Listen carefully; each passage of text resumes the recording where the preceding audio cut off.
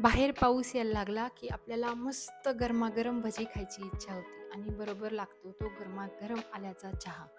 मग आपण नेहमीसारखं बेसन पीठ घेतो आणि कांद्याची किंवा बटाट्याची भजी बनवतो.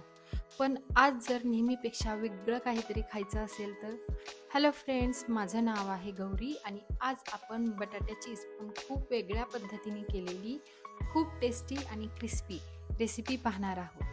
यासारख्या अशा अनेक रेसिपी पाहण्यासाठी माझ्या चॅनलला सबस्क्राईब करा आणि आता आपण आजच्या रेसिपीला सुरू करूया.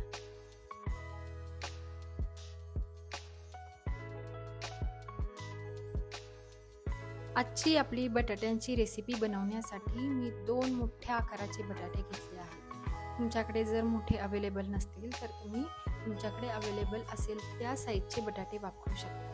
आता हे बटाटे मी धुवून घेतलेले आहेत आणि मी त्याची साल काढून घेणार आहे. आता या कटरच्या मदतीने मी दोन्ही बटाट्यांचे छोटे छोटे काप करून घेणार आहे.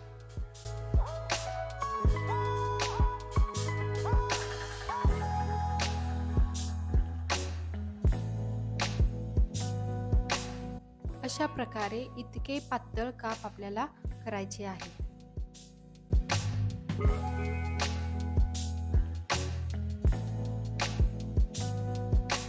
दोन्ही बटाट्यांचे माझे काप बनवून झालेले आहेत. आता हे काप आपल्याला एका लाईनमध्ये ठेवायचे आहेत आणि चाकूच्या मदतीने त्याचे छोटे छोटे तुकडे करायचे आहेत.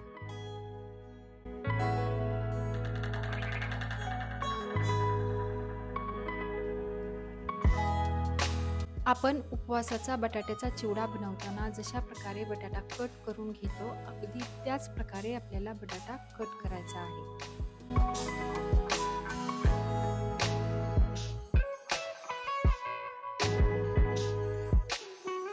आपला सगळा बटाटा कट करून तयार आहे. आता हे बटाट्यांचे जुलियन्स आपल्याला पाण्यामध्ये टाकायचे आहे, म्हणजे त्यातला जो एक्स्ट्रा स्टार्च आहे तो निघून जाईल.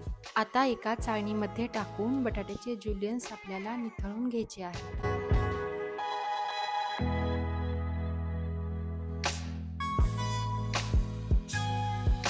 आता एक किचन टॉवेल हांथरून घ्यायचा आणि त्याच्यावरती हे बटाट्याचे जुलियन्स टाकायचे आणि एक रुमाल घेऊन वरच्या साईडने देखील हे जुलियन्स थोडेसे कोरडे करून घ्यायचे आहेत.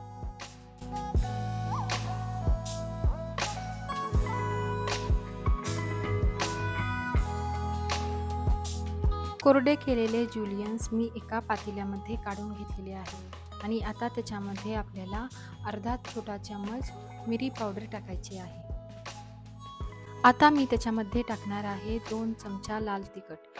लाल तिखट तुम्ही तुमच्या आवडीनुसार कमी जास्त करू शकता आणि त्यानंतर आपल्याला टाकायचा आहे 3 चमचा मैदा. आता मी याच्यामध्ये टाकणार आहे चवीसाठी मीठ आणि हे सगळं आपल्याला व्यवस्थित मिक्स करून घ्यायचं आहे.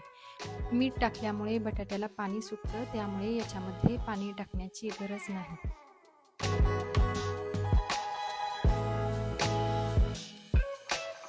आपलं भाज्यांचं मिश्रण तयार आहे.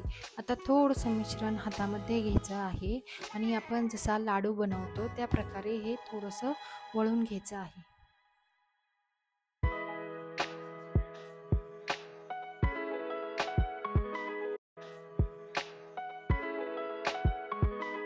आता बनवलेला बटाट्यांचा हा लाडू आपल्याला गरम तेलामध्ये सोडायचा आहे आणि अशा प्रकारे बाकीचे लाडू देखील बनवून घ्यायचे आणि तेही या तेलामध्ये सोडायचे आहेत.